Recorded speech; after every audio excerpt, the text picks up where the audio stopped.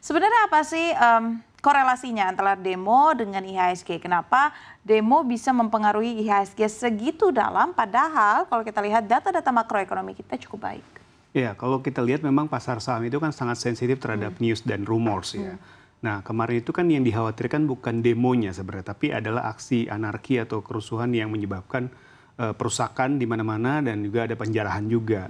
Ini kan membuat investor baik di dalam negeri maupun di luar negeri menjadi khawatir gitu. Apakah kondisi ini menjadi kondusif untuk investasi di pasar saham Indonesia gitu. Karena namanya investor, apalagi investor asing itu mereka butuh kepastian. Kepastian keamanan, kepastian hukum, kepastian bisnis, dan lain sebagainya. Dan kalau ada kerusuhan yang semakin meluas atau penjarahan yang semakin meluas, ini kan menyebabkan kepastian keamanan juga bisnis di Indonesia juga akan terganggu. Nah, ini yang ditakutkan ya.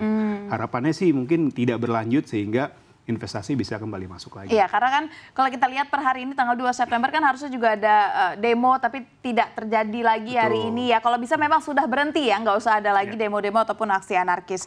Nah Susi, kalau tadi kan saya sudah bacakan ada beberapa saham big caps yang memang menjadi penopang juga. Nah, apakah sekarang di saat kondisi sedang tidak baik-baik saja, momentum yang tepat untuk kita bisa membeli saham atau seperti apa pandangan Anda?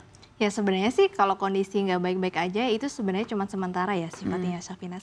Karena secara fundamental ekonomi kita itu masih bagus. Ekonomi kita kan tumbuh 5,12%. Memang bukan karena daya beli ya, bukan karena konsumsi rumah tangga, tapi kan karena memang salah satunya investasi. Berarti kan di sini sebenarnya sudah cukup baik, investasi asing dan juga domestik sudah cukup naik.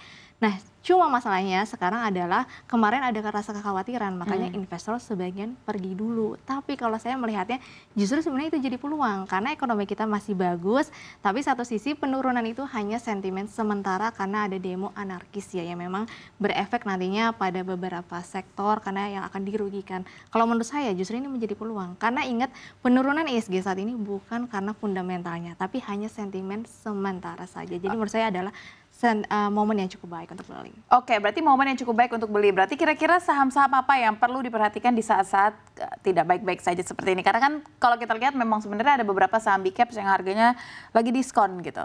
Kemarin itu banking, kemudian juga komoditi itu semua pada diskon ya. Hampir semua saham yang big caps yang fundamentalnya bagus atau di blue chip itu kemarin diskon. Hanya beberapa saham gorengan yang masih mencatatkan arah.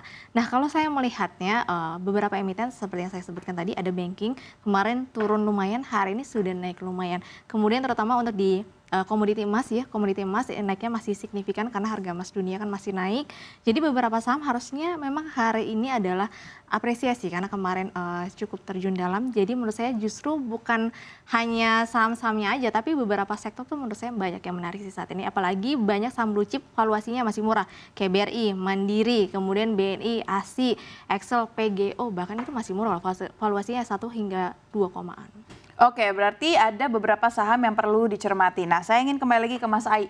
Mas Ai, investor tuh kan pasti melihat situasi ya. Tidak hanya sentimen eksternal saja, makroekonomi, tapi kadang ada bias-bias juga yang dilihat gitu ketika ada kondisi ketidakpastian ini. Nah, bagian mana yang paling harus terus ada dalam pikiran investor ketika ingin berinvestasi di kondisi ketidakpastian ini? Ya, kalau dikaitannya dengan pasar saham ya atau pasar modal gitu adalah bagaimana investor itu bisa diyakinkan dalam sisi kepastian bisnis gitu. Karena kan emiten-emiten ini bagaimanapun dia berbisnis di Indonesia gitu ya.